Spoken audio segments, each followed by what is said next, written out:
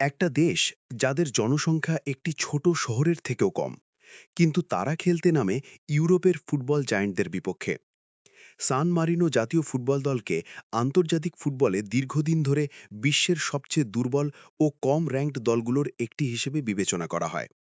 অধিকাংশ ম্যাচেই তারা শক্তিশালী প্রতিপক্ষের বিপক্ষে বড় ব্যবধানে পরাজিত হয়েছে এবং দীর্ঘ সময় ধরে জয়ের মুখ দেখতে পারেনি। ১৯৩১ সালে প্রতিষ্ঠিত হয় সান মারিনো ফুটবল ফেডারেশন। তবে জাতীয় দলের আন্তর্জাতিক যাত্রা শুরু হয় ১৯৮৬ সালে।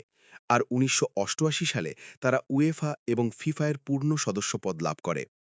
১৯৯৩ সালে ডেভিড গুয়ালটিয়েরি ইংল্যান্ডের বিপক্ষে বিশ্বকাপ বাছাই পর্বের ম্যাচে মাত্র ৮.৩ সেকেন্ডে গোল করে বিশ্ব ফুটবলে আলোচনার কেন্দ্রবিন্দুতে আসেন, যদিও ম্যাচটি তারা বড় ব্যবধানে হেরে যায়।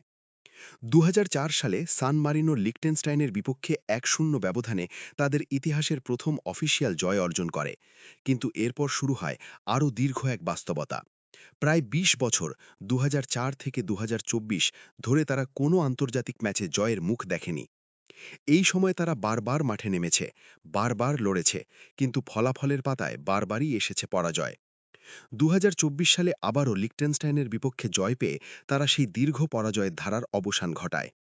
তবে আজও তারা জয়ের পরিসংখ্যানের চেয়ে বেশি পরিচিত তাদের সংগ্রামের জন্য।